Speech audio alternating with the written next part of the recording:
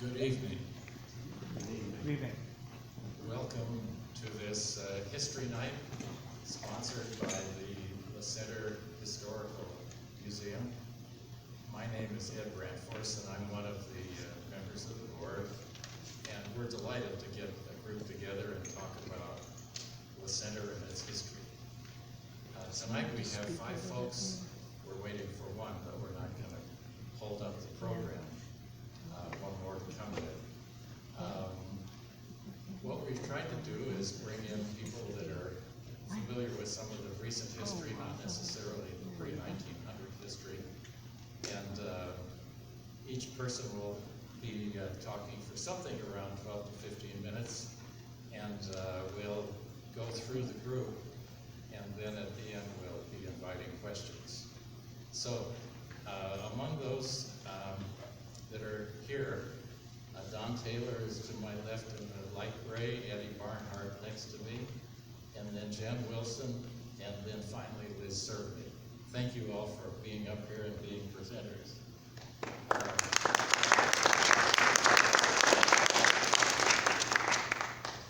Liz, would you like to go first?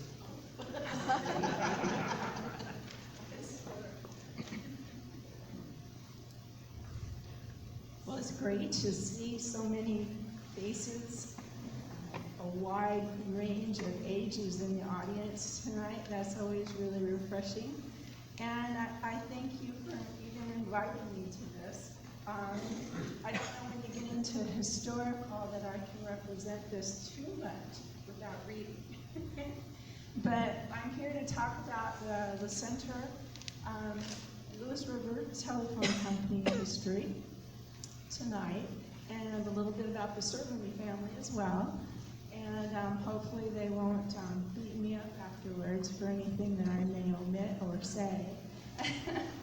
but I'm just thankful to be a part of this evening.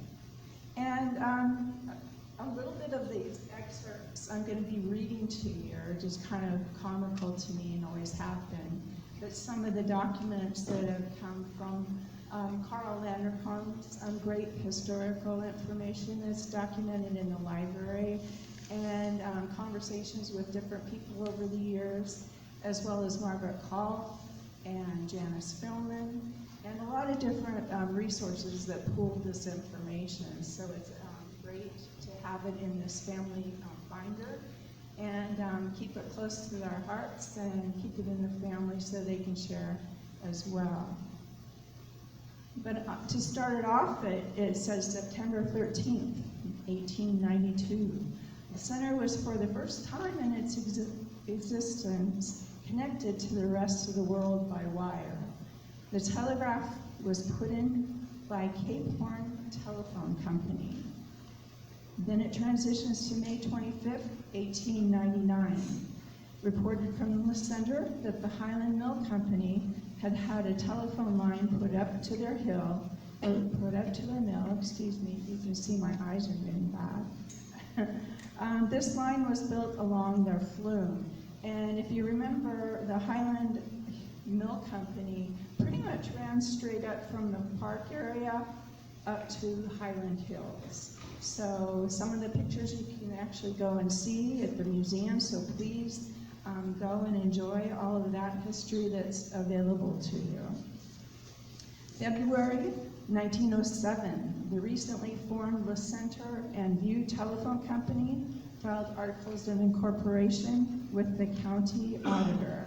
Capital stock of $1,000 was divided into 100 shares.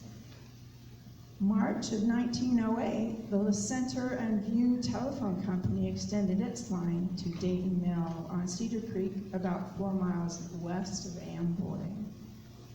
March 20th of 1909, the Le Center and View Telephone Company had just completed a loop to the top of the hill near Louisville. This loop was about 9 miles long and added a number of telephones in the Charter Oak area. About 14 miles of line were added in 2 months. August 21st of 1909, it was a special election at the center for the purpose of incorporating The vote was 64 in favor and 9 against. Mr. Rashford was elected mayor as well. December 1st, 1948, 24-hour telephone service was made available to Center and Amboy subscribers by the Willis Center Telephone Company. Now, this is the segment in which you kind of go through that transition when Mr. Cerveny, Mr. James P. Cerveny Sr., he was, I only met him a couple of times, but he was a very staid, proud man, and very intelligent, and he always wanted to be his own boss. So he was always looking for things that might drive his passion, and he found it in an ad in the Portland newspaper. And at the time, he was working as an engineer for Bonneville Power Administration, and the ad actually read telephone company, truck, and house for sale, and it was only $17,000. Well, at that time, now only $17,000 was a big amount. But Mr. Cerveny got all excited about this and went after it with a passion.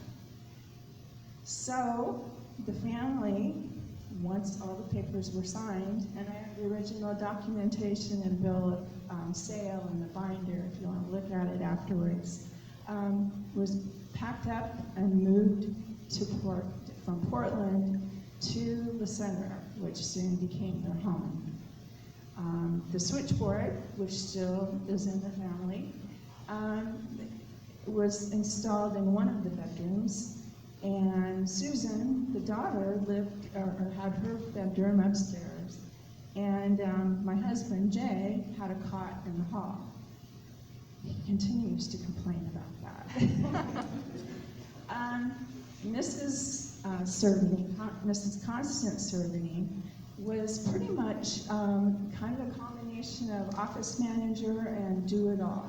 She handled the directory and calls coming in, and they also had switchboard operators, one of which I think a lot of you remember, Hazel Dickerson. And most of I think at that point they had a 10-party line. So you were always fighting over your neighbors to get the phone to make the call. Over the years, it transitioned to a 4-party line later in years as the equipment changed. And another aspect of Mr. Cerveny and his tenacity, he actually approached USDA for one of the types of loans that existed for many of the telecommunications companies at the time. None had ever been given to a small privately owned telephone company before. But there was no regulation or law that stated it couldn't. And he wanted a loan to improve the system. So he just continued to fight with them until he actually got it. And he was one of the first in the nation to actually get that loan from USDA and kind of open up those channels for many other privately owned, family-owned telephone companies across the nation. I'm losing my train of thought here. I think one of the big aspects of the history of the telephone company was the Columbus Day storm. I'm sure some of you remember. And that took out all but 3 of the telephone lines throughout the area. And Mr. Cerveny immediately, in his creative mind, started making phone calls and trying to get the necessary equipment that it was going to take to stretch the wire to repair the lines. And he got the wire from the Army Corps of Engineers.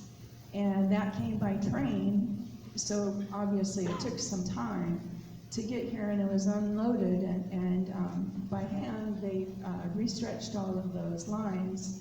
And, you know, clearly being a family-owned company, I think at the time they only had 4 employees. So it took a while, and there was a lot of consternation, understandably, by people that were going without their phones.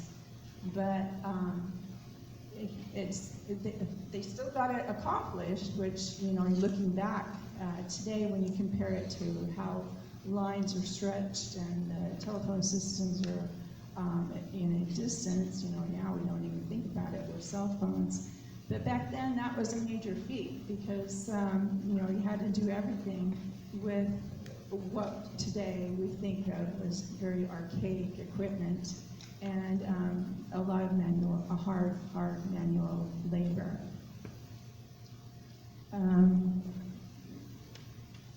I think one of the other things that are kind of interesting is over the years the transition from open wire. Lewis River Telephone Company was one of the first in Washington to actually have 99% of their open wire transition to buried lines that were much safer because during storms like the Columbus Day storm. So that was another remarkable accomplishment for a very small, independently owned company at the time. Lewis River Telephone Company also was very involved with the community.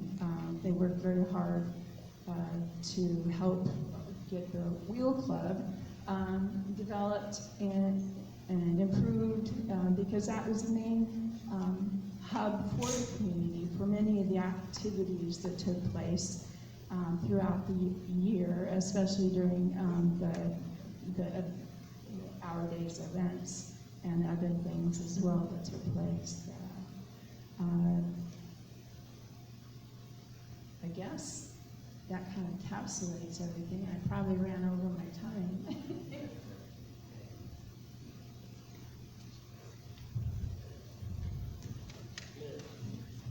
I have a question or two.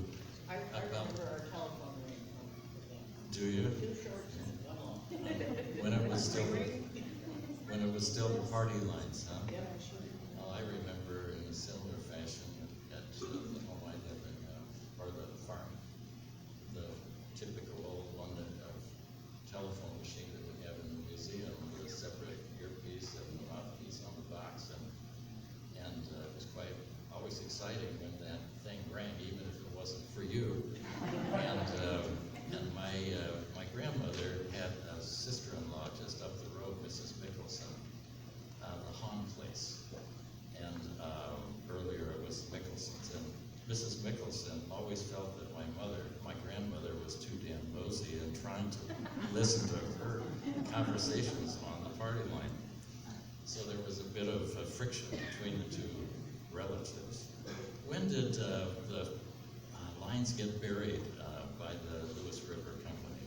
Was that in the 60s? They started in the 60s, and they, you know, each project that was taken on, that was funded, they continued that well through the 70s and 80s. You mentioned Hazel, was it? Helen Dickerson? Hazel Dickerson. Her daughter, Mary Ellen, was a classmate of your husband Jay's and mine. And I encountered her about 10 years ago at a class when I was trying to learn how to use a computer at Clark College. And her married name wasn't Dickerson, but we discovered we were both from the center. My goodness, so please mention that to Jay. Yeah. I think I had heard or remember that there was a brick house behind Fourth Place Bar and Grill that was the old house or something where the switchboard was. Yes, the old house where the switchboard was in the truck, the yellow service truck, was right where the current or the old warehouse is behind the market and the Brook Street Tavern. And Jay still remembers when he was young, I can't remember, I think he says he was 11 or 12 at the time, that he was the one that always had to run the telegraphs around town, but he'd get a quarter for it, so he did it whenever he could. Well, maybe it would be interesting to our group to tell them how you became connected with Lewis River Telephone Company.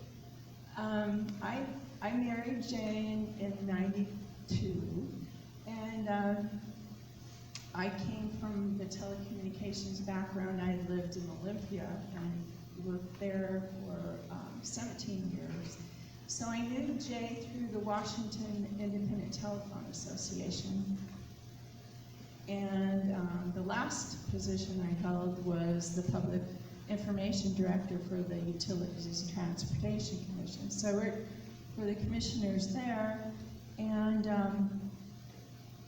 one of the very first cases that came before us was Lewis River Telephone Company's EAS request to eliminate long distance from Center, Amboy, and View area into Vancouver, the main area, most doctors, any of the services that anyone out here received, needed to make that phone call. It used to be long distance. And Lewis River was one of the first companies in the state to actually file for an EAS request or permission to proceed with EAS and implement those types of calling plans that eliminated long distance for customers. Ultimately, the company was sold. Yes, the company was sold to TDS in 1995. I think it was actually 94. And Jay retired in 1994 from the company, and I was approached to be the manager in his stead and help the company through the transition and interact with the community, because anytime a company is purchased by a big corporation out of state, there's always uncertainties and resentment and a lot of mixed feelings. So I was the one that was, I guess, under the guillotine at the time to try to get us all through that process and still maintain customer service as best we could, and help the staff also through that transition to understand, we were going to have their backs and we were still going to do the best customer service we could possibly do and move forward and deal with what came. Thank you, Liz. Very interesting. Don Taylor, would you be willing to step up next? Don lives on Taylor Valley Road, surprise, on the south end. And he's right at the very south end, and I personally live on the very north end of Taylor Valley Road. So I cross his domicile frequently. Don, thanks for coming. I'm looking forward to hearing something about your history. I know the family's been in the area for a very long time. Please go ahead. Okay, thank you. Well, initially, the family history goes back to the center, including the rancho of 7 generations.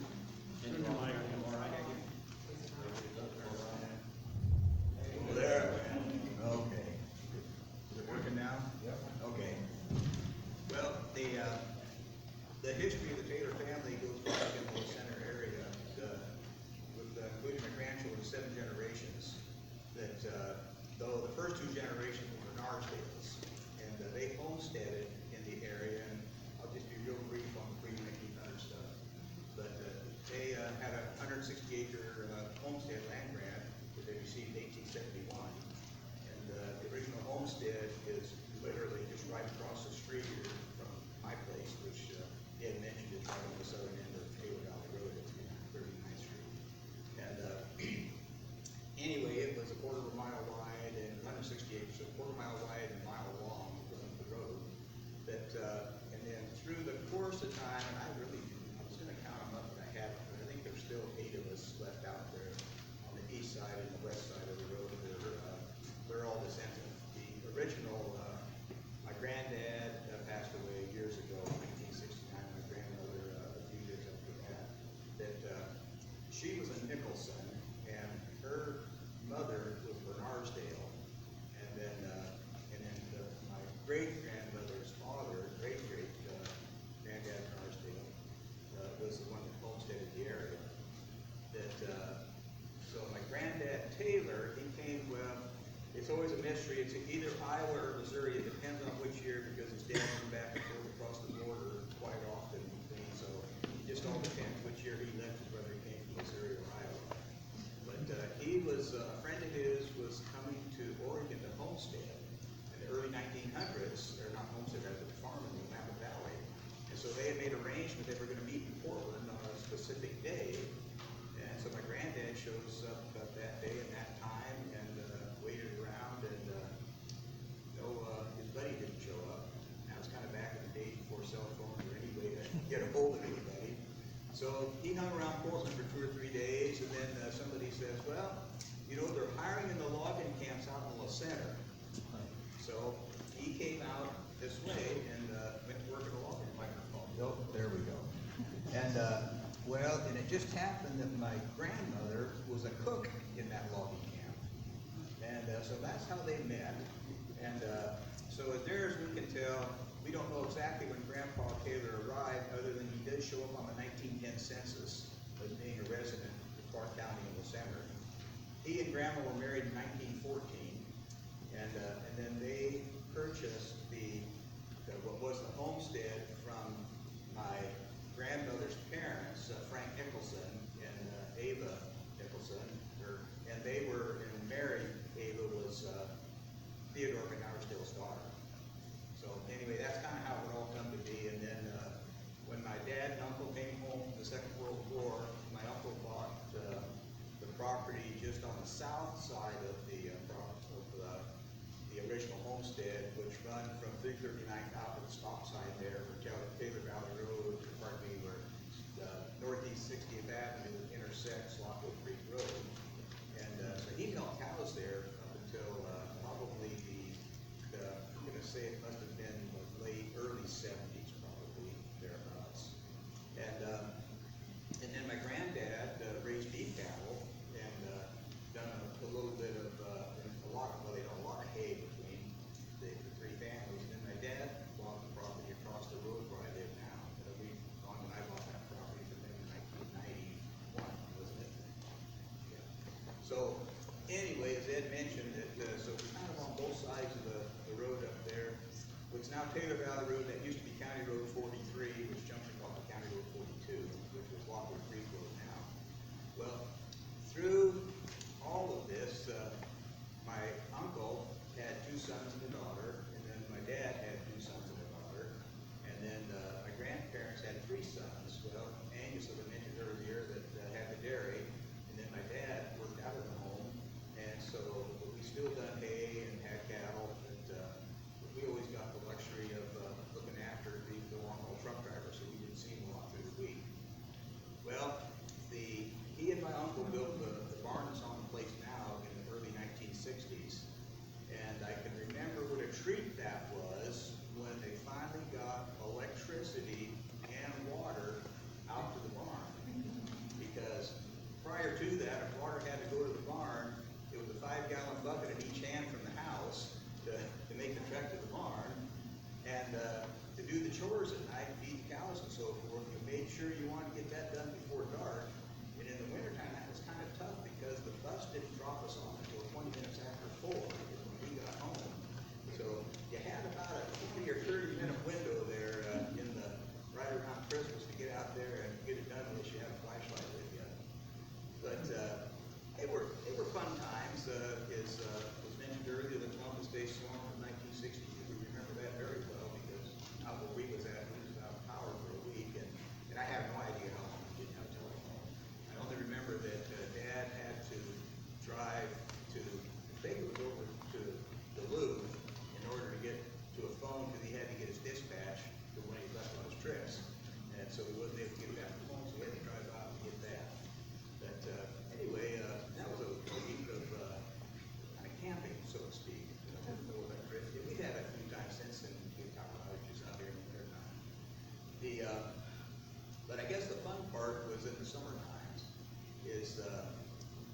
soon as school got out, we immediately were relegated to the strawberry fields. And, sure, Pat.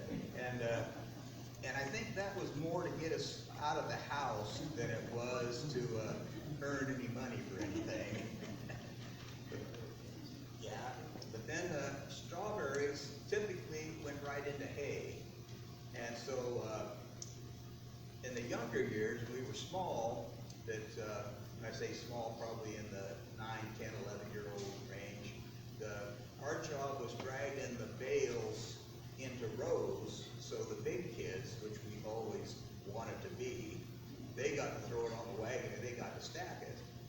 And then likewise in the barn, in my uncle's barn, it's the barn still there, the big old hip roof barn right there on the corner. And the hay bales had to go up into that barn with an elevator, and then once again, the little guys had to drag the bales from the elevator back to wherever the big guys were stacking it.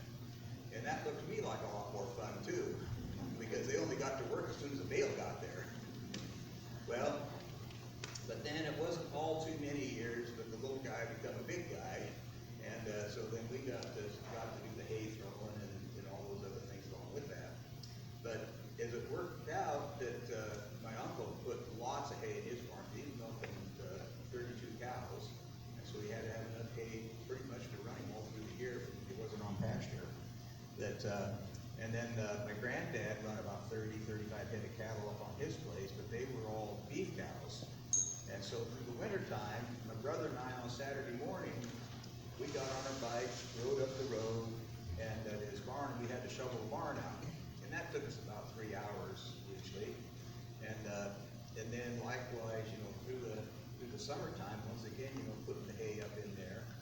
And then, of course, the hay part, that was kind of the fun part. There's always the other stuff. Now, I can't imagine any of you know what tansy ragwood is.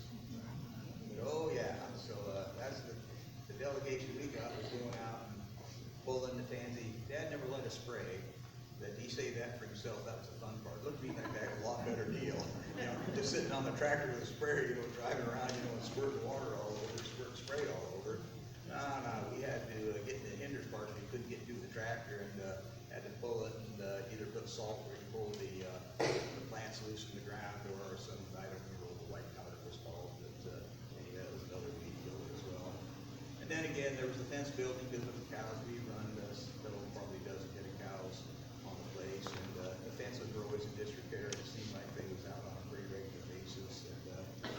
And then there's always a springtime where a cow wouldn't take a calf, and so you gotta try to get the calf on the cow and get the cow to stand still to let it nurse. And then when it wouldn't nurse, you had to milk the cow out. Of course, the cow was always kicking and kicked the bucket over. I mean, it was just all part of the things that kept us young, and I guess you could say built character.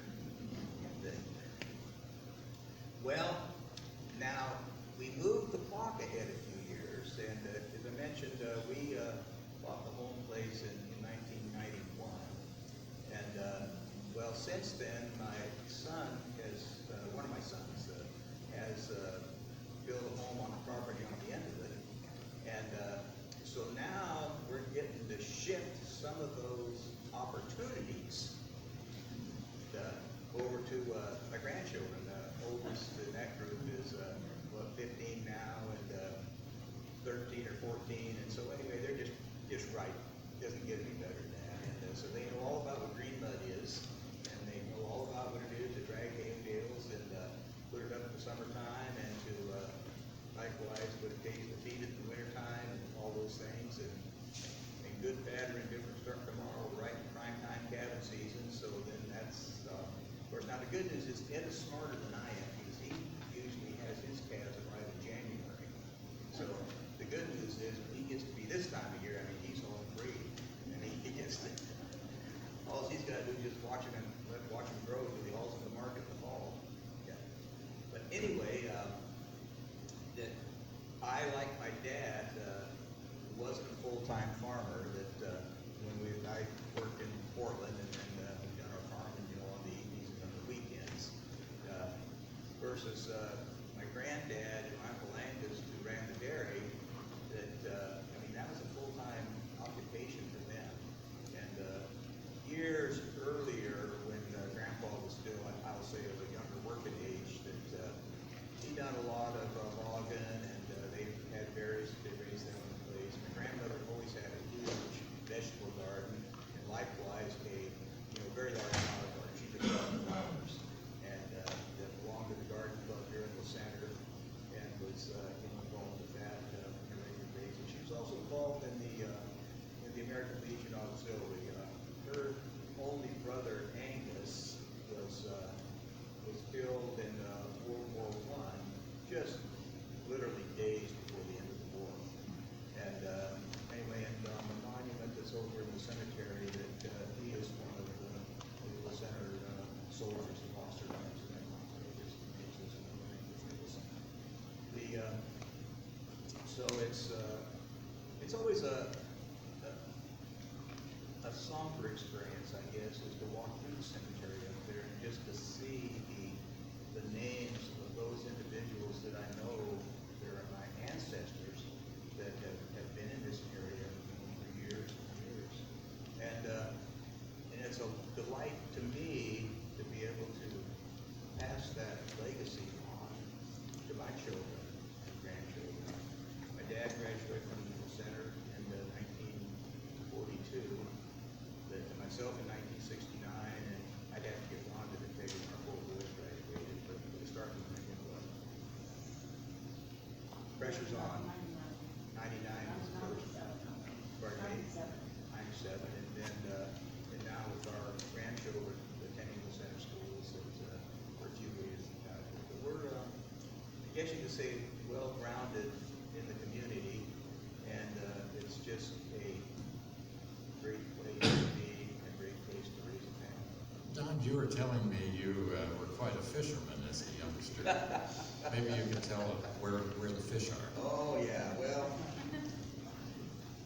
Lockwood Creek, that runs through my granddad's place and also through my uncle's place. So in the summertime we would sneak off for a day, that we would head on down to the creek, and and our poles weren't much to brag on. Though towards the latter years we actually got one of them genuine fiberglass poles with a reel on it.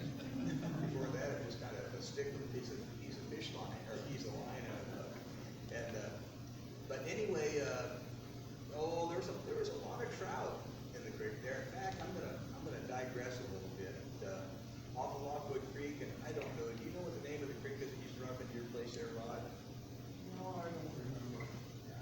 Well, anyway, Rod used to see his older brother and I were the same age, and Rod and his brother Mel, they were the closest neighbors we had to us that had boys that we could interact with. And so we spent a fair amount of time at their place, and they spent a fair amount of time at ours. But they had one of the tributaries of Lockwood Creek runs down through their place, and we done some fishing on that creek one day, and one of the few times I remember catching a trout that was about that long, and probably one of the biggest ones. I think usually they were about in the 7-inch range. But you know what? They were just right for pan frying.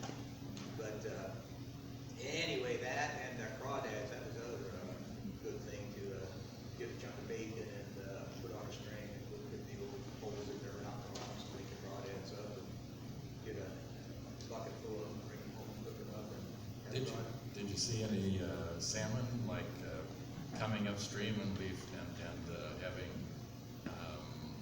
once they laid their eggs, died laying along the shoreline there? Well, the salmon got cut off down about halfway up to my uncle's place. There was below the barn there. below the barn there. Yeah. There was a series of what we called the falls right there, and they would come up that far. Generally speaking, it was steelhead that would come up in there. Every once in a while, you'd see a chinook, maybe like that. But they couldn't make it all the way through up over that thing, so that's pretty much what the salmon did. But there were some big fish that we go down there and watch them jumping all the time to get them through there. And I mean, they spawn on the lower portion of Lockwood Creek, between there and the center. But they never made it past that far, I guess. Well, I was told your grandfather's nickname was Theod. Is that right? Yeah. Theodore. But Yeah, nickname He Theodore. always looked like me. In fact, I didn't know his name was Theodore until he died.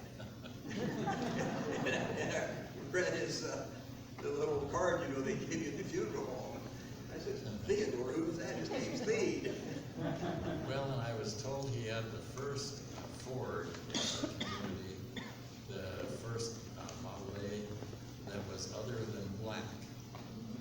was, I believe I was told by Eddie's dad it was green. Do you remember seeing that car? No, I don't at all, because at the time, I remember my dad talking about the Model T that they had. That may have been a Model T. And then the car that I remember as a young kid was a 1949 Dodge, the two-door sedan, in black. And not to get overly involved in mechanical things, but in those days, the Dodge boys had come up with a thing they called a fluid drive, which was kind of like an automatic transmission. You could put the car in gear, let the clutch out, and then step on the throttle, and the fluid pump would then make it go. Well, Grandpa couldn't hear very well, so that fluid drive worked real well for him, because, you know, he would have it revved way up as he's getting out of the driveway, and it wasn't doing anything. Finally, it would get going. Well, I remember in 1962, him and my uncle and my dad went into the Dodge dealer in Portland. He bought a brand new 62 Dodge Dart. And the story I like about that is they got in there, and of course he was an old man, and his two sons. Well, anyway, so my granddad looked at this and he says, "Well, how much do you want for this car?" And the guy throws out a number, and he turns to my grandmother and says, "Write him a check, Ma." And anyway, well then the salesman said, "Well, wait a minute, wait a minute." And my dad and my uncle, they held it. No, that's what you told him was what it cost, so that's what he's going to buy it for. Well, but it had to have a standard transmission. Well, that car didn't have a fluid drive, and going out of the driveway, of course, like I say, he couldn't hear very well, so he'd have her revved up good. Boy, he'd let that clutch out, and he's throwing gravel from, halfway to the house from the end of the road. It may not surprise you, but Don has a number of Dodges in his history too. I don't think I've seen anything but Dodges around your garage. Oh, no, I got an old Ford Explorer. But yeah, there's a few Dodges around there. Were you aware of what logging camp your grandfather may have worked for? Well, you know, or it might have been the Wilson camp, or I haven't seen his name yet. or Brothers Mill. and I have no idea who that was, because I was visiting with a cousin of mine in Boise, Idaho this last week, and we was talking about that and trying to figure out, what camp they've been working in. Just one quick little story on the logging camp. I mentioned my grandmother was a cook at the camp, and I remember her talking about on April Fool's Day one year when she made the morning biscuits, she used sawdust instead of flour. Was that how they met then? You could complain about the pancakes? Well, that could be, yeah. That's more than one way to catch a bachelor, huh? It kind of had a woody flavor to it, I reckon. Yeah, I asked about that because down the road from you were the Abrahamsons. And Mr. Abrahamson, Richard's grandfather, was in a logging. He worked for the Wilson Mill, I think. I saw some papers, Abrahamson papers, that referred to about that 1905 to 1912 period. He went down fishing in Astoria some too, but he had worked at the Wilson Mill up in Diamond Hill, it seems to me. And so I was curious about it. When did the road get paved? Taylor Valley Road, County Road 43. When did it get asphalt? Well, it was still rock. My dad came home after the Second World War, so it was. It was in the 50s at Yes, best, right? It had to been in the what? Yeah, I remember riding in my dad's milk truck, and the tires in those days had reinforcing thread that was rayon or copper, and he'd always overload his milk truck to take as many cans into the cheese factory. And of course, those gravel roads with rough rocks and chuck holes, the tires didn't last very well. Well, thank you, Don. What an interesting presentation. Jan, would you be willing to be next? I'll give it a go. Thanks. I am, like several others here, a native of Cerveny, a little bit older than Don, but I was actually born in town. I was born at Penny Sheldon's. I'm one of her 121 kids. So, and I've lived here all but 15 years of my life. So, been here a while.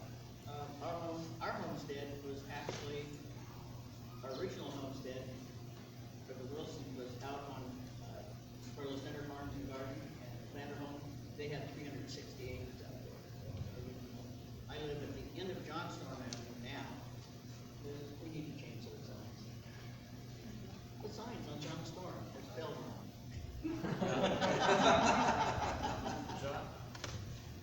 John Storm was a Finlander and from Mullocks, near where my grandfather came from. It's John, John, separate, space, capital Storm. And when the city made the signs that are there by the post office, they mixed it up like Johnson. It's just one word with no large S. So we taxpayers are requesting a new sign, right? Anyway, so I live at the end, I live at the end of John Storm Avenue now, surrounded by the new housing developments. I'm also one generation ahead of Don here because we've had 4 generations graduate from the center. My mom graduated in 1939. I graduated in 1962. Maybe a little closer on the mic. Is it working? There it is. There we go. I feel like I'm gonna eat it. There you go. My daughter graduated in 1998, and my grandson graduated in 2019. My mom graduated out of the Mary Gabrielson building. I graduated out of junior high now, or the elementary now, and my daughter and grandson graduated from here. The center schools, originally, there were lots of little schools dotted around the area, Pine Grove and Highland. And, there was little schools all over. And they basically went through grade 1 through 8. In 1908, La Center built a school and consolidated a bunch of them, and then more of them kept coming in as years went by.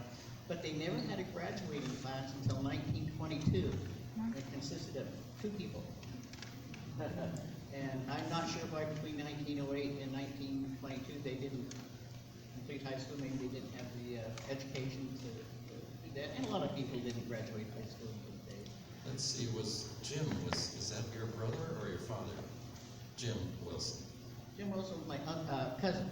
Cousin, okay, but he's part of the family too. Yes, yes. Yeah, he was in the same class as Jay and I with Mrs. Gabrielson, Right, second and right. 3rd grade. There was Jim and Kathleen and that. Arthur, Mary Ellen Dickerson. yeah, Yeah. lived up on the hill, their dad. So the original school was located where the Phoenix parking lot is right now. And until they built the Phoenix New Frontier Casino, the steps to the building were still there. Every time I see a picture of it, I think it's a really big building. But you talk to people that were in it, and they said it's really small. So apparently they wanted to expand, and so they built what was Mary Gabrielson. At the time, it was just the Center High School. Became the Mary Gabrielson building in 1965, 66. I'm not quite sure when. But it was all brick. There were 8 classrooms for the grades 1 through 8. It was an L shape, not now. The south end and the middle, the part that remains, were the grades 1 through 8. There was a little ramp that ran up to the high school. There were 8 more classrooms for all the high schoolers. We had an auditorium in between. The grade schoolers didn't go to high school. High school come down to us. So in 1959, probably, 4 of the classrooms in the gymnasium burned. We had a fire. Many kids and stuff were throwing books and stuff out the windows and rescuing what they could. But for about 2 years, we had all 8 classrooms, or all 12 grades in a limited space. So that's when the new high school was built, which is now the elementary. And at that time, it was separate, but they've been through so many remodels on that campus. So that's high school opened in 1961. Well, it didn't open in 61. The class graduated out of it. I think they were there for 2 months. And it was so nice to move out of that crowded little brick building into the brand new high school. We had a lot of fun there. Then the high school here was built and opened in 1993. And again, by the time the kids moved up to here, it was basically overcrowded, and they started putting portables in within 2 years, but the state would not allow us to build anything bigger. They would not allow us for expansion. We had to build to the student population we had.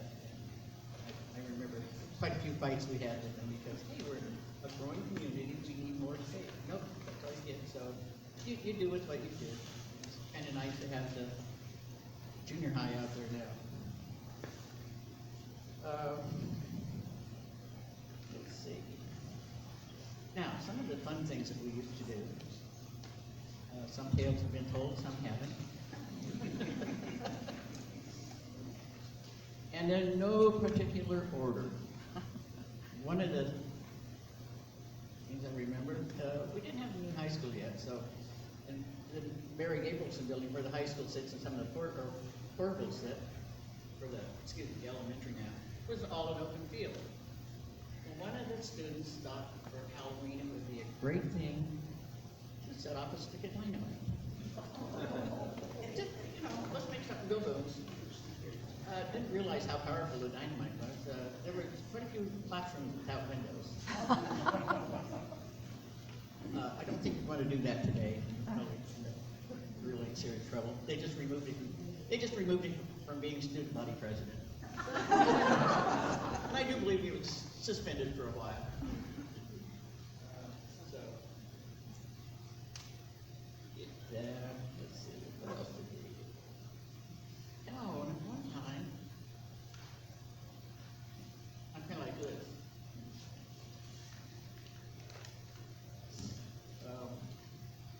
One of the classes, I believe it's mid-'80s, maybe late '80s, decided as a senior class got together, probably stole 3/4 of the for sale signs in Clark County.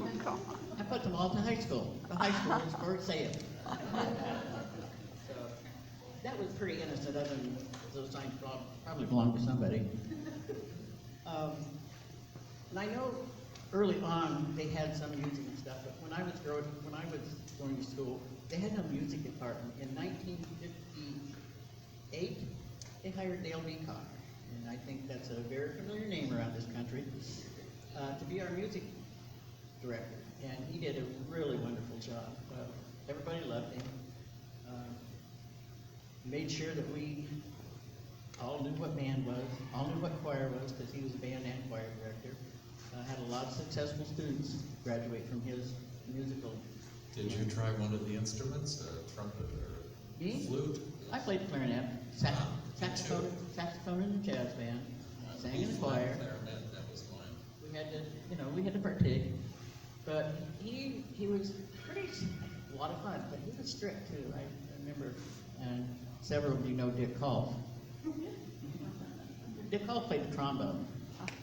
And, being kids, we messed around a lot.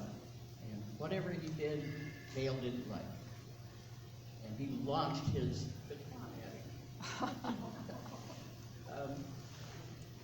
Dick behaved after that. So he was very strict, but we had a lot of fun. I mean, he was an extremely good teacher. One of the other things that happened is we had no band uniforms, and he made us, we had to march. I mean, we were a marching band along with the jazz band, concert band, all 28 or 30 of us. And so we had no uniforms. Our parents got together, formed a group called the Band-Aids. And in 1959 or 60, they raised about $10,000 to buy us all uniforms. Because there was no funding through the school to do that type of stuff. So all sorts of fundraisers, bake sales and whatever they could do. But I always got that, the Band-Aids. We're the music department now, but they were the Band-Aids. And so that was a lot of fun. How did sports go at the center? What sports? Did you go to the football games? Were there Oh yeah, dances afterwards? we were probably, we played in the Trico League, which included Woodland, which was huge. Student-wise, we were so outmanned, but they end up winning a few games a year until their infamous losing streak. That was after I graduated, sometime in the 70s. The nationwide longest losing streak. Oh, yeah, the football team. The basketball team was fairly successful. Of course, you needed fewer personnel, but we had some pretty good basketball players. And Woodland was always a big rival for us.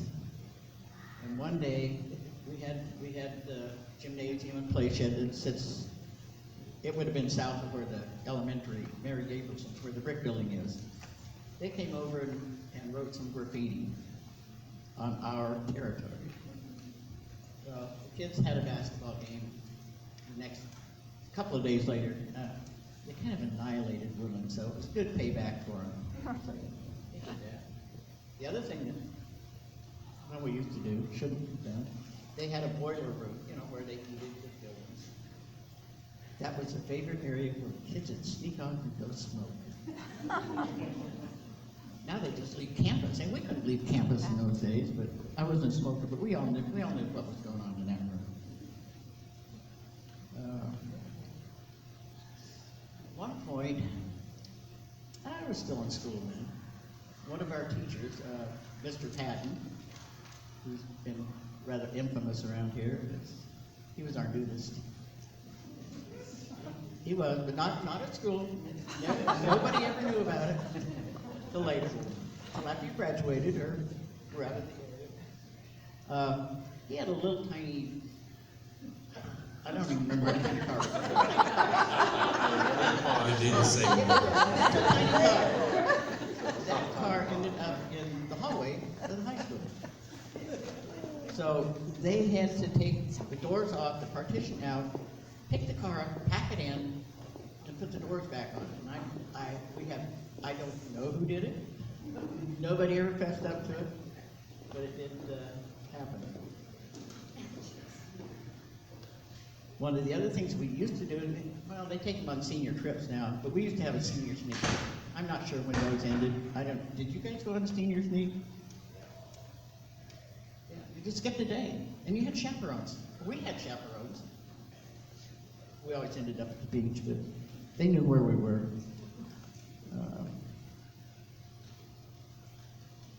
When I was editor for Cato, the yearbook, I was really mad because the class before us had spent money.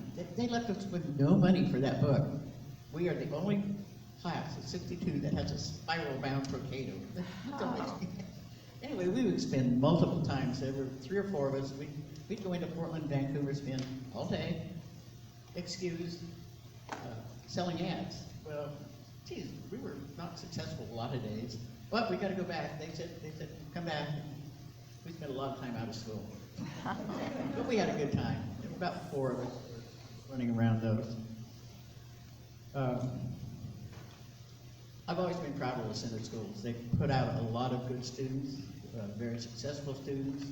As small as they've been, they're growing now, but as small as they've been, they've had multiple good, successful students come out of here. I think the kids get a good education. And even today, the classes are small enough. You know a lot of the kids. You know most of them. When I graduated, we were all buddies, yeah. But still, the classes are small enough. I've talked to kids that have come out of schools with 2,000 or 3,000 kids in them, and they're lost. And here, I think they're not nearly as lost. I think they can get the help if they want it. We have a good batch of teachers, so I'm really proud of the schools. And kind of as closing, I spent a lot of time chaperoning my daughter when she was in high school, and was assistant softball coach for a couple of years. And during those 4 years in high school, we drove over 10,000 miles to different events, whether it was to away games, whether it was to jazz festivals in Pasco. Took the kids to Disneyland. We drove that. Then we went on buses on that. Took the jazz band to Vancouver, BC in vans. So, 10,000, that's a lot of miles when you stop and think about these kids moving around and traveling. But we had a good time. The kids were good. Loved them. They were some of the best behaved kids. So that's kind of it. And by the way, my great-grandfather was owned the Highland Mill, and uncles and cousins had the Diamond Hill. So, homes, yeah. So we've been around, yeah, we've been around since, I think we arrived somewhere around 1887 in the community. Did they work with the O-Guards, the A-Guard? You know, I don't know that history. I never knew my great-grandparents. I was, they were passed away before I can remember. There were fabulous amounts of timber as railroad ties. Yes, Flumed down from those two flumes in Highland. I've just looked at some of that history and read of the scows, the so-called barges, and it was incredible. yeah, I have some Thousands per week. Yeah, I have some Think photographs. about that, they're what, 8 inches square by 10 Yeah. inches, 10 feet And long? they're just stacks of them. Yes, yes. So some of the family was logging up in Highland. Yeah. Well, is that about it for you? That's it for me. Wonderful, thank you. Oh, you're welcome. Thank you. Our last and best is Eddie Barnhart, who is a good friend and who has a few stories about a family who's been here quite a while too. And so please, Eddie, go ahead. Well, my family's been here since about 1890s roughly, and they came from Sweden. F. Nelson, Elizabeth Nelson, traveled from Sweden, and came to this community.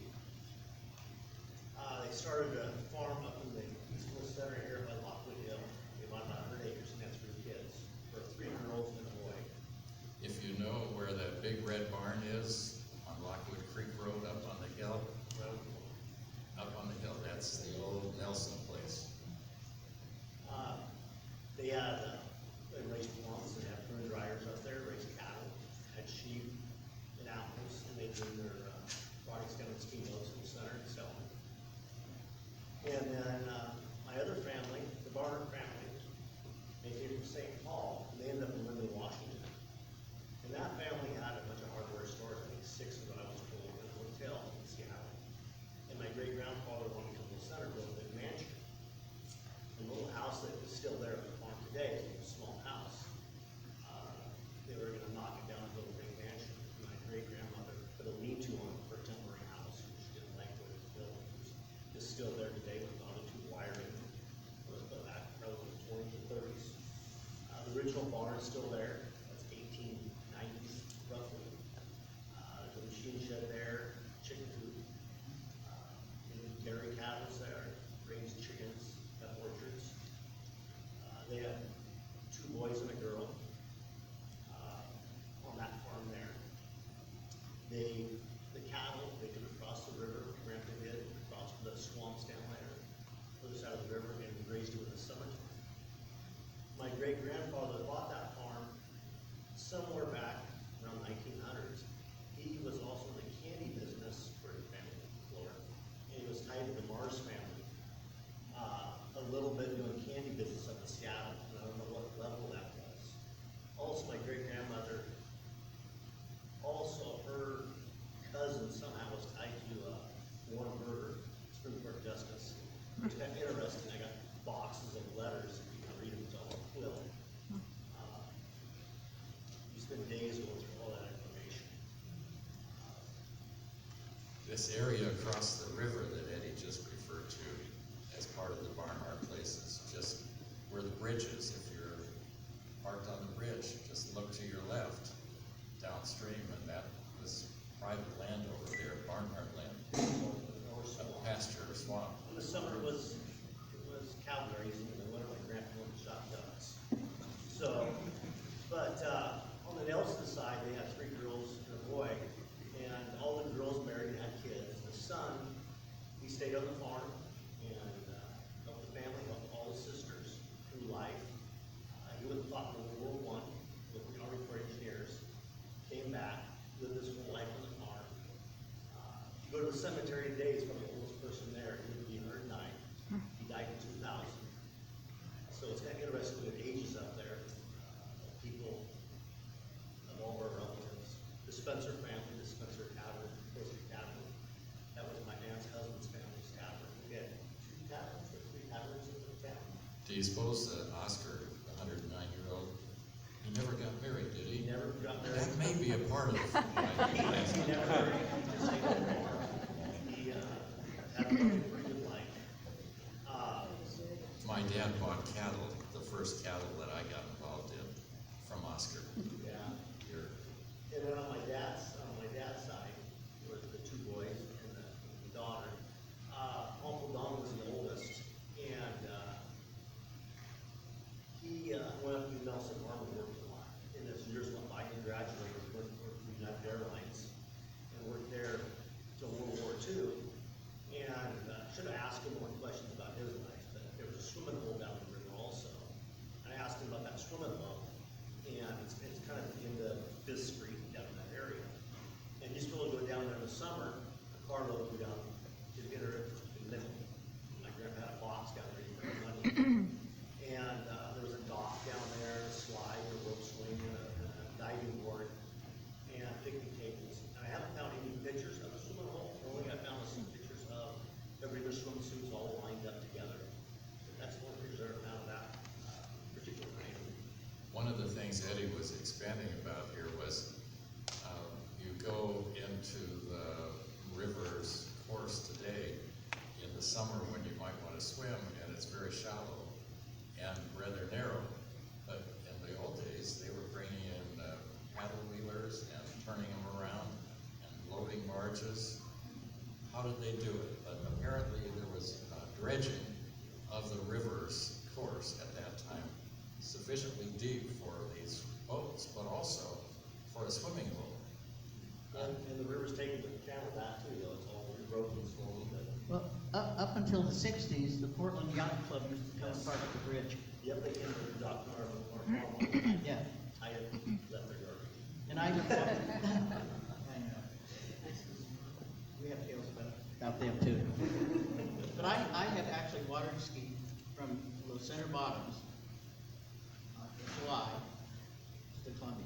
Wow. I can't do it today. No. Huh? It's ankle deep. Yeah, no, our swimming hole was about in July. They didn't have the dams, they didn't have the water control at that time, so our bottoms were flooded 90% of the time. Yeah. But, the oldest son, Don, he lived in World War I, or World War II. And he went to Africa and through Europe, and talking to him a little bit, should talk to him more. He said he stayed in a bunch of castles in Europe, and, he said back during the World War, him and 5 other airmen at the Pope, and he did a little bit diving. And, my father, he was in the Korean War, he was stuck in San Francisco Hospital, and that's what he did. And then today, the farm's still there, there's 38 acres left. My cousin, she lives on half of it, I live on the other half. The cows are pretty much gone, actually there's 3 left, sold them all off. And the milking power is still there, the surge pump and all the milking stuff. All the old harnesses are still hanging on the wall. All the old hand tools are still everywhere. So we gotta figure out what to do with a lot of that stuff. That's all gonna go away. It seems to me I heard that the Barnharts actually milked and delivered their milk to local town residents. They delivered milk, and my dad's sister Phyllis stated she was embarrassed riding the Model T. She always ducked down so people could see her. She was embarrassed to go call her. And a true story. And my father had a Model B he bought in 1945 for $25 a sat in the barn. And Silo used to be from the early 90s, which I took it out of the barn, which now I drive today. It's in my shop, and it still runs, still drives. It's sat for 50 some odd years. I just cleaned up the chicken coop. There's tons of old car parts in there, which I'm trying to find home for. Now, you said there was a mansion that they were going to build, Yep. but I believe it's still the original house. Still the original house. And that included raising all 3 kids there, mom, dad. Well, to my knowledge, my dad slept with my grandpa, my aunt slept with her mother, and my uncle Don, the oldest, slept upstairs in the shop. Or stayed out at the Nelson farm and helped out there, which he liked staying out at the Nelson farm because Uncle Oscar always had new cars. So he could go drive new cars. And I think he had some of the early gas tractors. Yeah, tractors, the old cleats, Yeah. all the barn and trees all tore up with wood floors, and the cleats from the tractor tore up the little floors. But,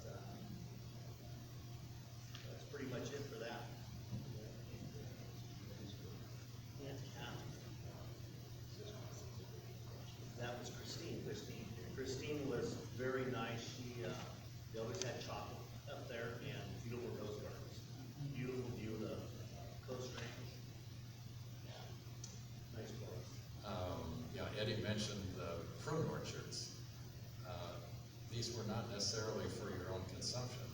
Prunes were quite a popular crop here from about 1910 until about 1960, but especially 1910 to 1950 or so. And it was common to have 10 or more acres of prunes. My grandmother and grandfather had 1,000 prune trees on their farm, on the farm I'm living on now. And these were after the drier epoch where you'd have a prune dryer and make them like sunsweet prunes, but you didn't pit them. They were dried in with pit in, really dried rock hard. But then when a cannery was developed, and I think apparently there was one even here in the center I've read, but the more popular one was in by the where the railroad station, near where the railroad station is in Vancouver now, and you could take your prunes in there, and that's where my grandmother was shipping her prunes. And there's kind of a cute story that ties into the Nelson farm here. My grandmother lost her husband in 1943. My dad was in the war, in the latter part of the war, and in 1945, Phyllis Kay's husband, Doug, had a father who had a milk truck and a milk route. And so he didn't have any milk to pick up in the afternoon. So during prune season, he'd pick up the boxes of prunes from the various prune farms and take it into the canneries. Well, my grandmother, Louise, fussed about the exorbitant price he was charging to get those prunes into the cannery. And Doug's dad said, "Damn it, I'm doing this as a favor to you. And if you think it's that expensive, why don't you just buy the damn truck and I'll throw in the milk route." And that's what happened. That's how my dad got to hauling milk when he got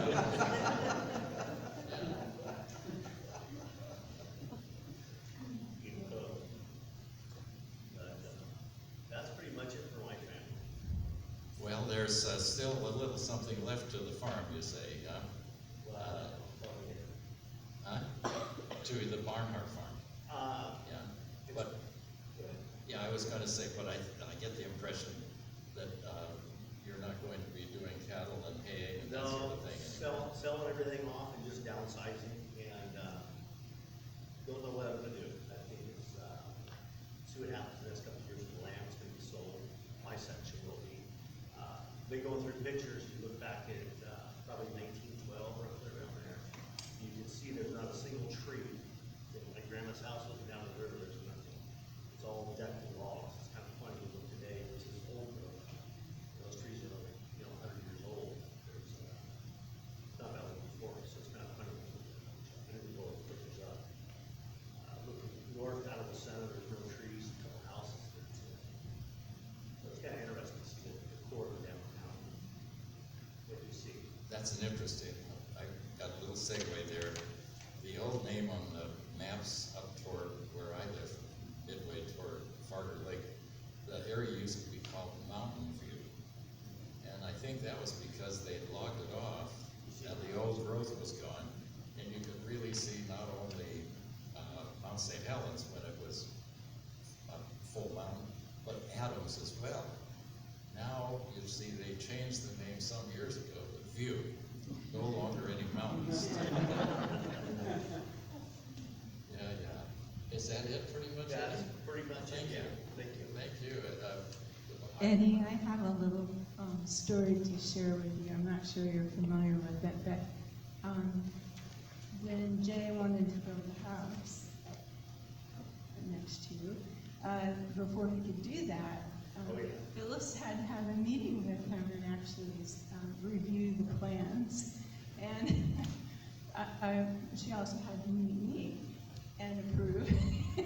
Yes. And it was an interesting and very quaint meeting with Phyllis, and the first time that I got to meet her, and then we were friends ever since after that. But it was just kind of an eye-opening experience to meet this, this, tiny little woman, but she was forceful. And, just a delightful woman to interact with, and the questions that she was just throwing out at Janie, you could see him sit back and, and explain himself to her and why he wanted to go. So it's just, a kind of a comical little story I wanted to share, just in case you didn't know about it. No, I remember you telling me that story. My dad always said the farmer never came piece of heaven, was tucked back, away from the town along the river, just a beautiful place. It's probably one of the nicest places in our county. It was a good view for your home, looking out on the meadows and the cows and so on, I suppose. Yeah, I mean, all around the house, you just have gorgeous views of the wetlands and the mountains and the river and the sunsets and, it's just always been a very peaceful area. But growing. Very much so, growing. For those of you that might not quite know where the Barnhart property was, if you go past the Grange Hall on, what is it, Fourth? Fifth, Right yeah, past the museum. and you go just due west, and, at the end of the road is where the Barnhart property is. And, there've been, like you're suggesting, houses built up along and around the property over the years. I'm fourth generation.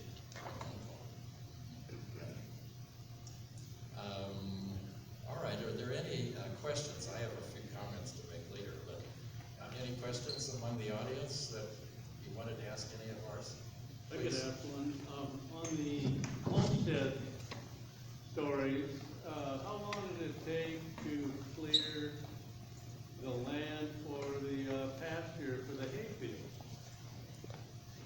I guess I could add a little bit to that. Many of those farms were referred to as stump farms when they were bought. Now, in the case of the Taylors, they may have homesteaded it before it was logged, I don't know. Well, my dad talks about that, the winter time is when they done their stump clearing. And actually what Granddad would do is they do a process called charring the stump, which is you bore a hole into it and you build a fire right at the base of it, and that would burn into the stump, and then you would pack mud over it once it got going, so it kept smoldering. And typically, it was a long process. It would take 2 or 3 months for the stump to completely burn itself out, and it would burn clear down to the ends of the roots. And so then, once that had all burned out, then they could plow it up and just bring up just a little remainder of roots that left. And that was an age-old thing. They would have dozens of those, going at the same time as they could, through the winter months. Thank you. So, I mean, they didn't really have a way to dig them out at that time because they didn't have big heavy equipment. And the one thing I didn't mention, that most of, my granddad didn't get his first tractor until 1951. So up until then, everything was done with horses. And I remember Dad talking about Bess and Barney was the two in the team.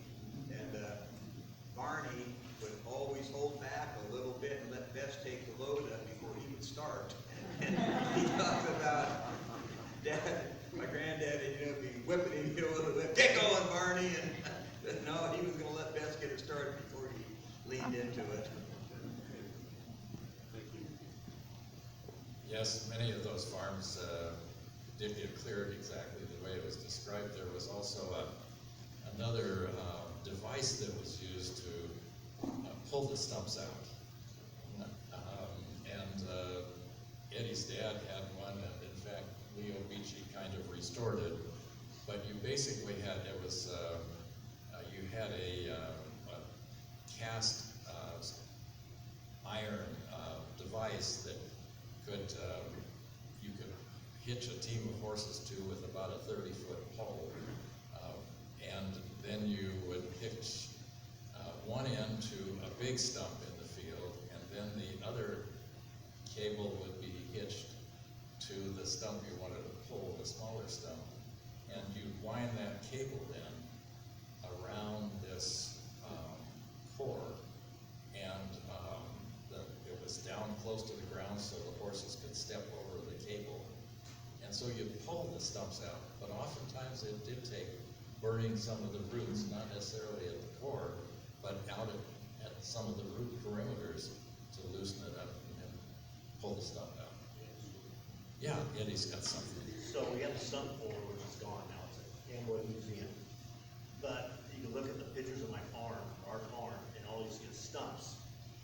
And you look at that, and I go in the chicken coop in the barn, still even today, we got gunpowder or dynamite boxes everywhere. And my father, before he died, 2014, he said there's still dynamite caps down in the chicken coop. So, like an idiot I was, I go down to the chicken coop, 3,000, I clean stuff out. I'm throwing stuff in garbage bags, and they come up these little plastic tubes, whatever they were, I was trying to throw them in this garbage bag, and they're done. I got thinking, what is that? So I ended up calling 911, saying, hey, I got a problem, we could have dynamite in the property. They sent SWAT out, SWAT comes out. Gear, well, when the first guy shows up, he's waiting for the guy with the gear to show up, and that guy shows up, the other guy takes off, well, he's gonna send up the guy with all the gear on. The guy goes to the chicken coop and brings out the stuff, cuts it open, and it's nothing but silver tubes. But I thought it was dynamite. Well, I think every farm has dynamite. I know we have Yes. some. There was Yes. dynamite boxes everywhere. Yes. Good. Any other questions? Yes. I had a quick question for the young lady in the end, but first I wanted to compliment you on something I heard you say about having your grandkids working outside and working on the farms. You know, I'm from Vancouver, Washington, and so sometimes the kids are inside a lot, and they play on their games a lot. So it really warmed my heart to hear that you have your grandkids out there outside working, and it's something that I'm working on my son, getting him outside, and so thank you for that. That was really encouraging. But if I'd admit to every once in a while, it's earned a dress.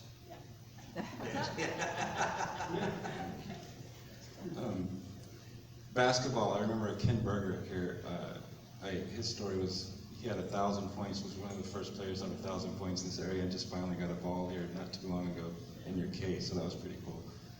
I wanted to hear more about, I was fascinated by the fact that you said that you were the mediator between a small town selling a company and a big, kind of bigger company coming in. Can you talk just a little bit more about, if you wouldn't mind, what that was like mediating that? Because that, I don't know, that piece really fascinated me. It was fascinating.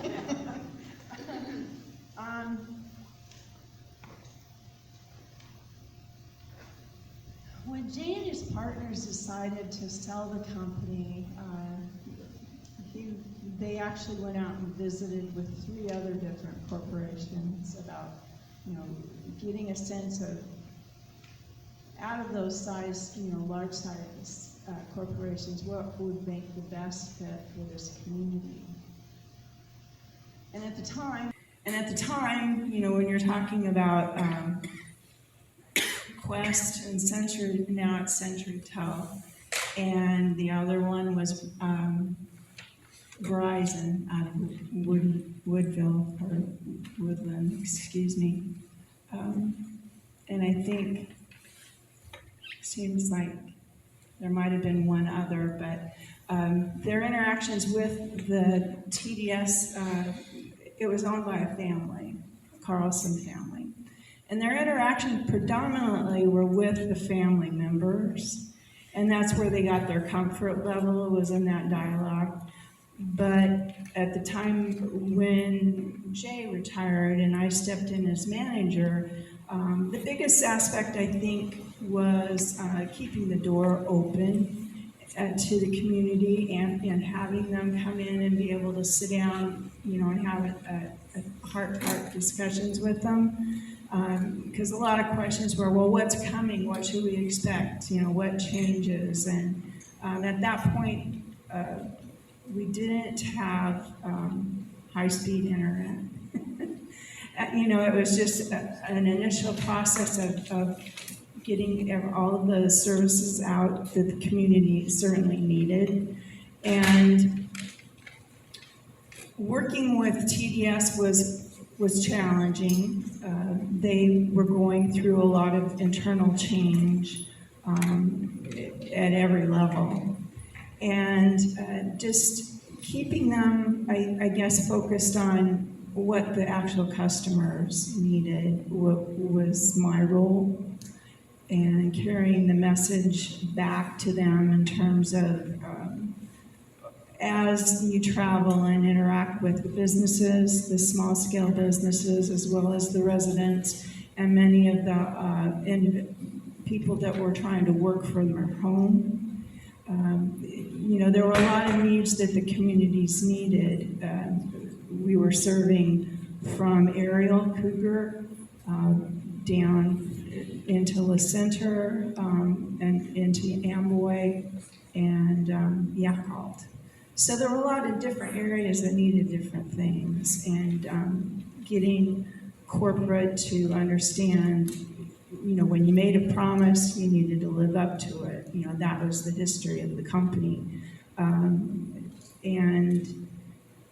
unfortunately, things didn't unfold as the initial dialogue happened.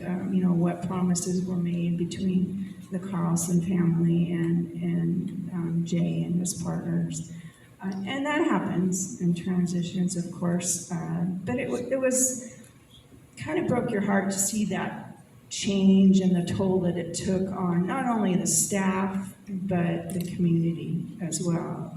Lewis River Telephone had a history of being very involved with the community.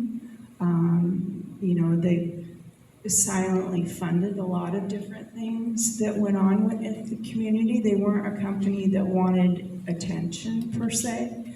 They just wanted to make it a tight, a small town community that came together when things were tight and things were needed.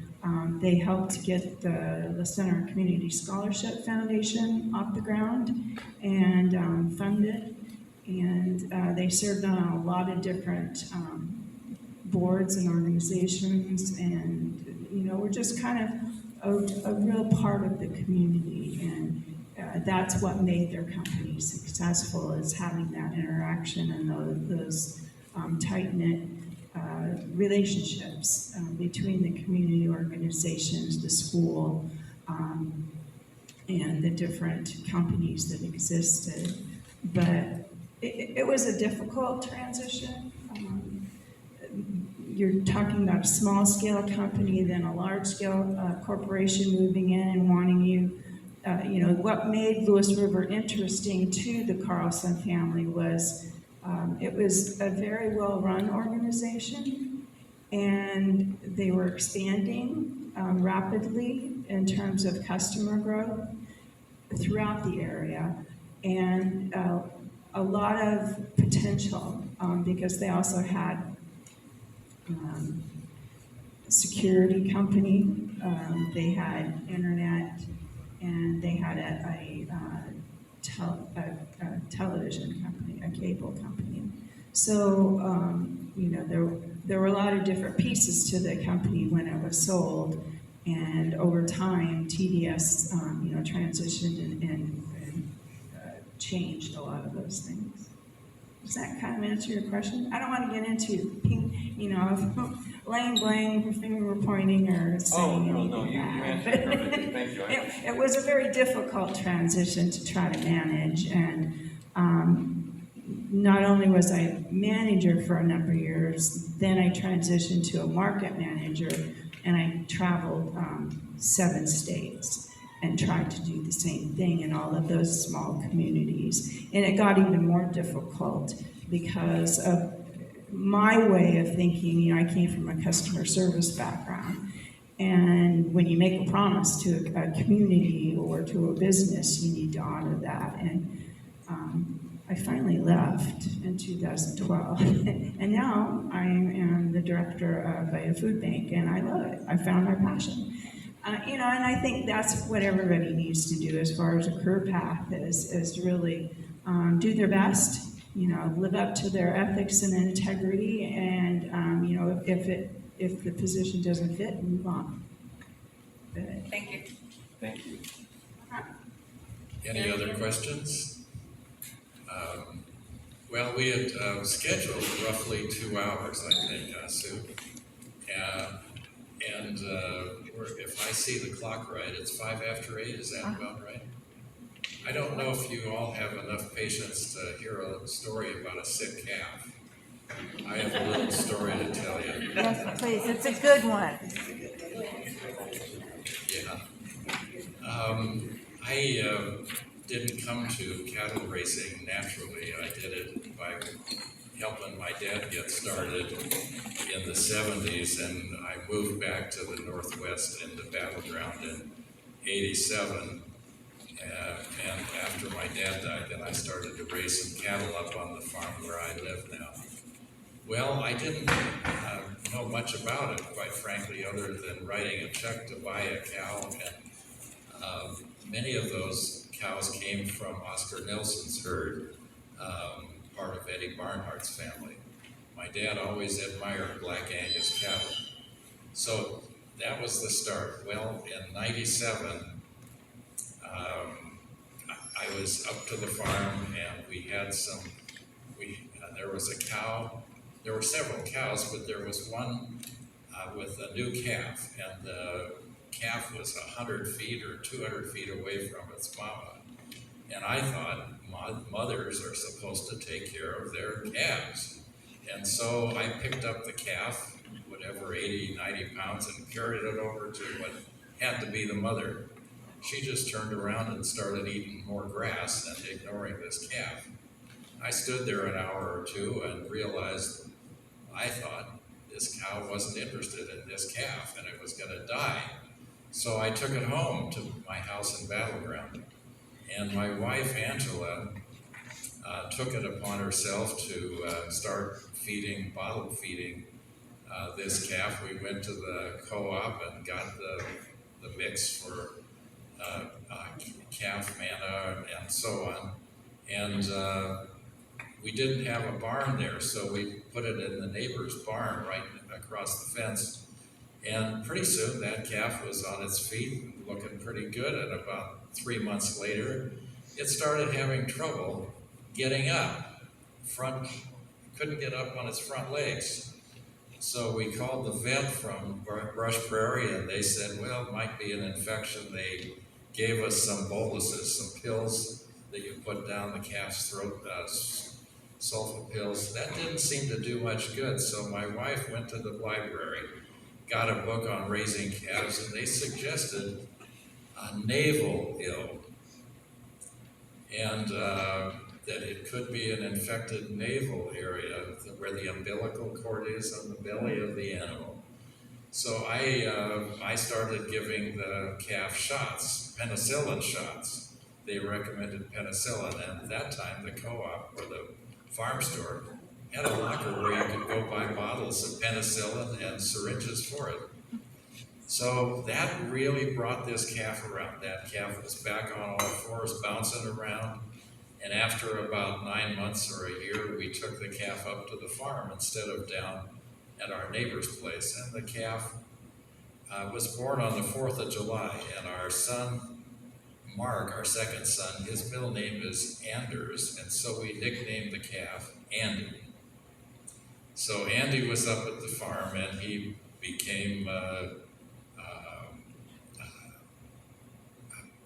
1,400-pound steer, and beautiful steer. He was as tame as a puppy dog. He'd walk up to you, got any apples today, he's asking you, you know, and you could walk up and scratch his back and put your butt on his belly and pat him, and he'd just stand there and lavish the treatment. So he was about 3-4 years old, and I mean, it's time to ship your steer to market, I thought, even though this was my wife's pet. Well, I took it to the Dallas auction, and along with a couple of cows from Don's cousin, Frank. And Frank said to me, as my Andy was in the trailer, and his two were loading in, he said, Ed, do you know what you're doing? I said, well, he's grown steer, it's time for him to go to market. That's all Frank said. But the next day, my wife came, I took the animal to the Dalles, and I sold Andy for $589.10. It's a number that I'll never forget. And so and you got the check right away, you see, you waited, and so I came home and said, yeah, we did find at the auction, and I didn't say anything about it being Andy. I didn't quite know how to approach this, you see.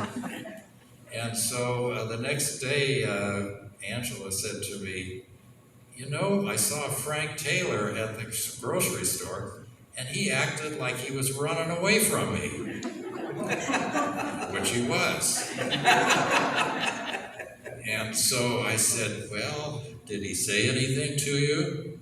She said, no. I said, well, maybe I should tell you. I said, I sold Andy at the auction yesterday. Well, that was like entering the North Pole at that point. Dinner ceased. There was no coffee in the morning. I had to go get a hamburger for lunch. And that was Tuesday, that discussion. Then Wednesday, Angela went to her beauty appointment to get her hair done weekly. The beautician said, oh, that dirty SOB. And they got on the phone and called the auction in the Dalles and said, who bought that animal? Well, they found out it was a rancher up in that area, and they had called him, and he had sold the Andy at the Hermiston auction the next day on Tuesday. So now I was on a trail. She brought that information home and said, it's yours now. You've got to go get Andy. So I called that auction and asked who bought the calf, Andy, in Hermiston. Well, it turned out to be a feedlot in Eagle, Idaho, right next to Boise. It's quite a ways away. And so I got a hold of him and I said, have you still got that, you bought a big steer from the, oh yes, the manager said, I know, it was a lady. I know the one you're talking about because our president was so pleased about purchasing that because he knew he was going to get a good price at the slaughterhouse. And I said, well, is he still there? Yes. I said, well, could we buy him back? Well, yes, I suppose you could. So the next Monday, this is 1 week after the auction, I and Angela, with trailer and truck, were on our way to Eagle, Idaho. And we got there about 1 o'clock in the afternoon. We left at 4 in the morning or something. We got to Eagle, Idaho, and it was a nice day out there, and we met with the manager, wrote the check. Now, that $589, first problem was my wife was angry with me. I told you, she drew the money out of the bank and took it over to the minister at church and said, I won't have that money. She gave it to the church and asked the minister to plant an apple tree in the churchyard and outside the window where when I parked my rear in the pew, I'd be able to see that apple tree.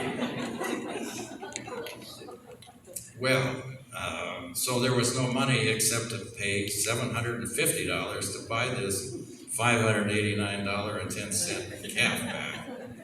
So we got the paperwork done and walked out to get our animal. She walked out. Angela had a bag full of apple slices. And the manager, a lady, and Angela were feeding these apple slices and crying, gosh, there isn't any room for me here. Even Andy was crying, I swear it. So I went and got the trailer and the truck and backed it up. And I kind of approached them after about 10 minutes and said, well, Angela, what do you think? Shall we load him up? So, okay, we could load him up, but she wanted to go in the trailer with him. So we got onto the freeway heading back home for about a half an hour.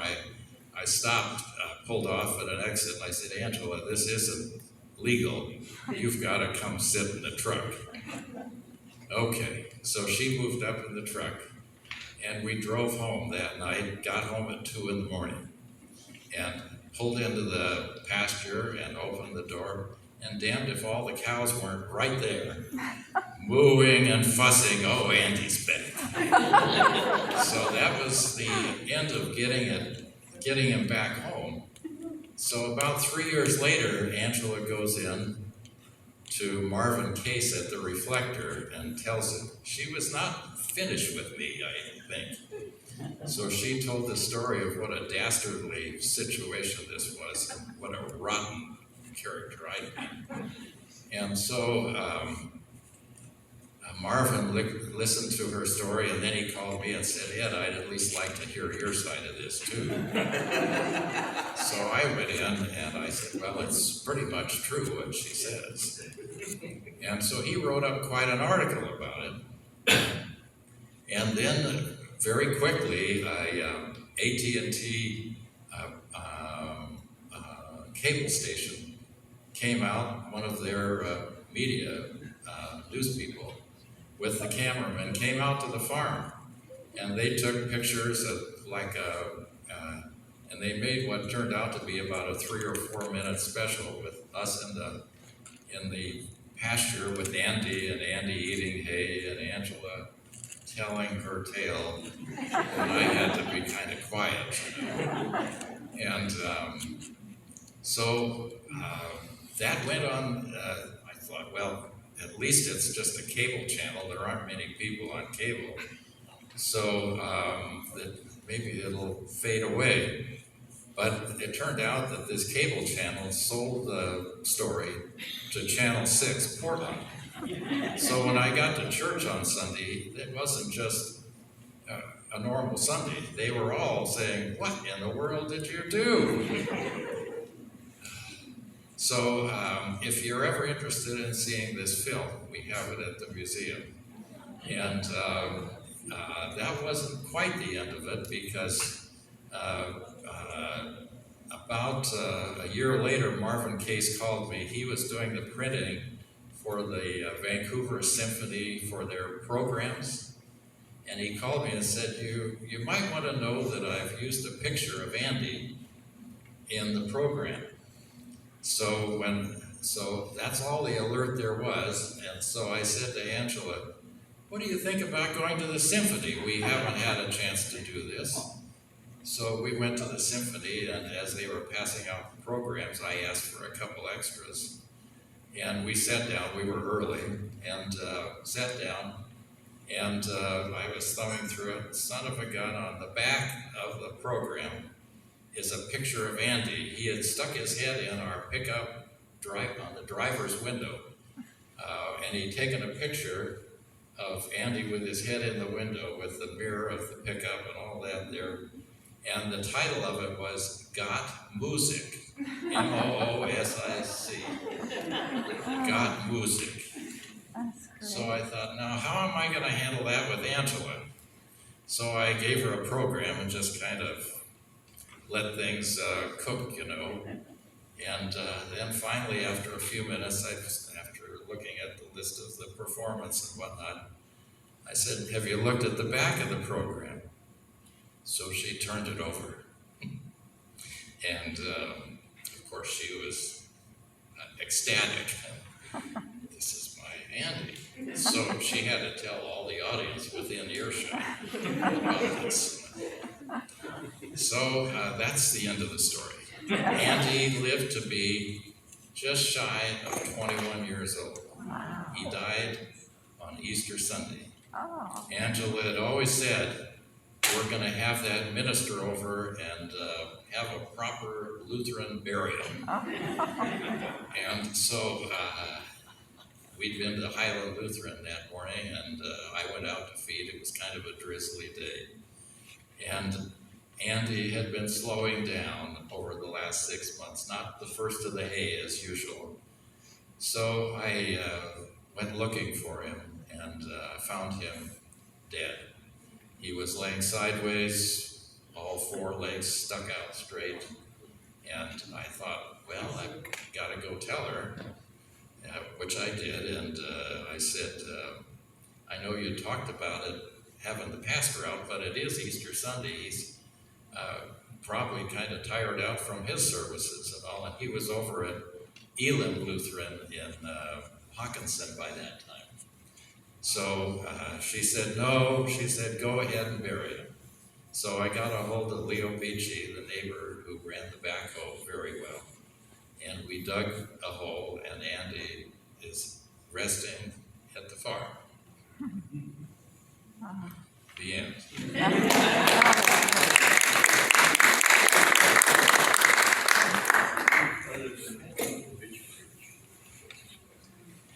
Well, there are a few things I forget.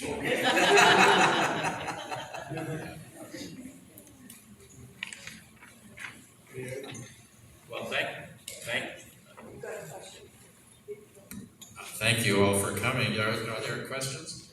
Yeah.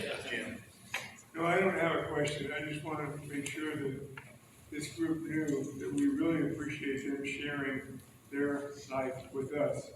And also how much this means to your kids as you share your life and little bits and pieces here and there that they can pass on, so that maybe one day they're sitting up there talking about their family, because the farm life or their life in the factory or whatever is just as great to them as this was to us tonight listening to them. And I want to thank you very much for your help. You're welcome.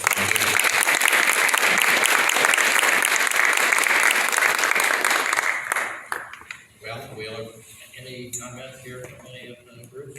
Thank you all for coming.